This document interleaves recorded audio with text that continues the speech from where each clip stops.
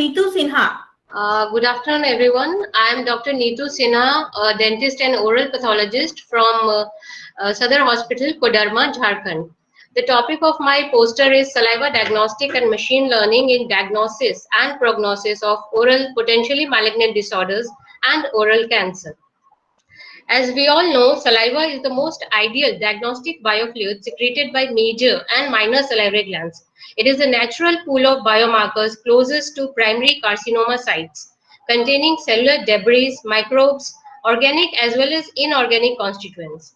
According to WHO, cancer accounted for almost 10 million deaths in 2020, with a majority of morbidity and mortality centered in low and middle income countries.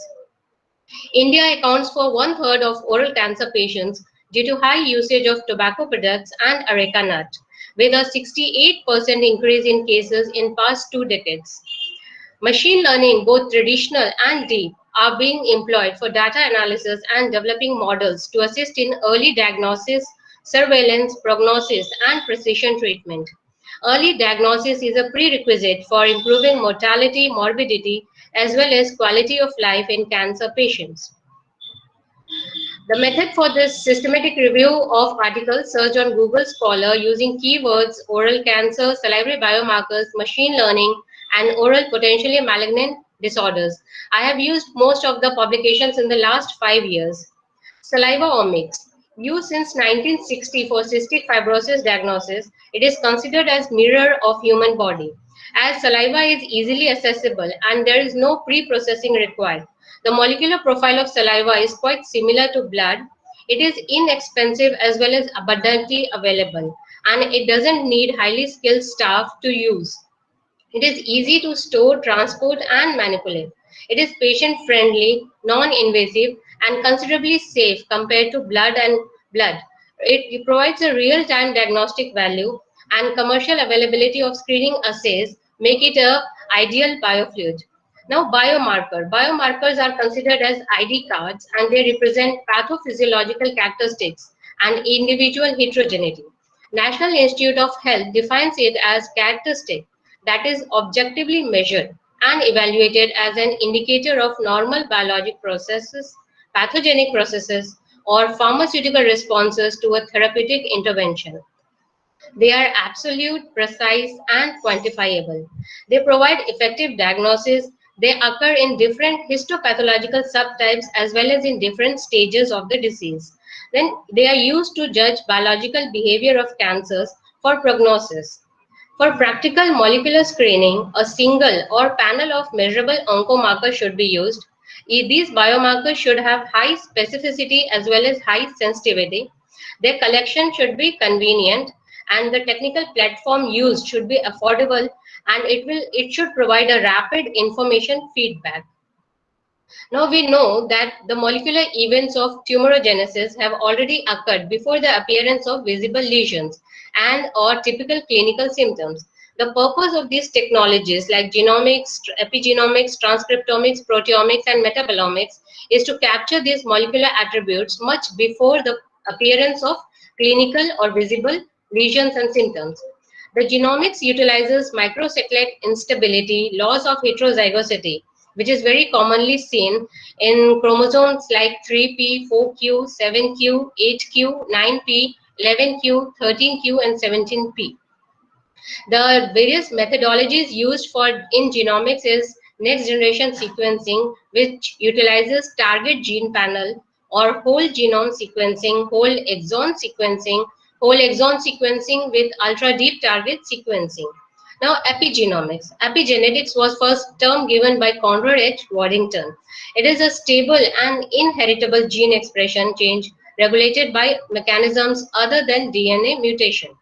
The various studies in epigenomics is done using DNA methylation studies, histone modification studies, and studies including various non-coding RNAs like long non-coding RNA, microRNAs. MicroRNAs have been quite studies have been done in this field.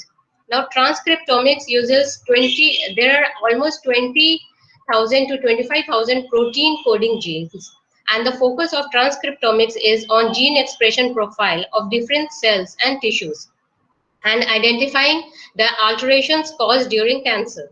It utilizes the techniques like next generation RNA sequencing and microarray hybridization based technologies. Nowadays, microarray hybridization based technologies are more commonly used because of low bias as well as low cost. Now, proteomics. Proteins, we all know, are the molecules used to perform biological functions and act as dynamic indicators of the cellular state. Various protein molecules have been identified in oral potentially malignant disorders as well as early stage of oral cancer. CD59, transferrin, myosin, actin, S100 are some of the proteins, molecules. The various methodologies used in proteomics include two-dimensional polyacrylamide gel electrophoresis, liquid chromatography with mass spectrometry, and various other subdivisions of mass spectrometry, example, electrospray ionization, matrix-assisted laser desorption ionization, surface-enhanced laser desorption ionization, and tandem mass spectrometry. Now, metabolomics. We all know that there are several organic and inorganic compounds present in the saliva, and studies have revealed that there are more than 100 dysregulated metabolites present in saliva, which some of them are like choline, carnitine, lactate dehydrogenase, glutamate, salic acid, histidine, polyamines, pipecolic acid, trimethylamine, N-oxide, etc. Now, machine learning. Machine learning is utilizing traditional as well as deep learning models for supervised learning. The exploration competence of machine learning enables the capability to figure out complex causal relationship between different molecular measurements. The techniques used in machine learning is like traditional techniques uses linear models like linear regression, logistic regression, and lasso, whereas the latest ones use deep learning models which utilizes multi-layer perceptron and neural networks. The conclusion of this survey and research review was like studies have shown that cost of treatment in cancer is 42% greater in advanced stages than in early stages, with early detection and preventive strategies leading to 20% reduction in advanced stage disease, saving 30 million US dollars annually. So we can see that the cost of treatment is much higher than the prevention strategies.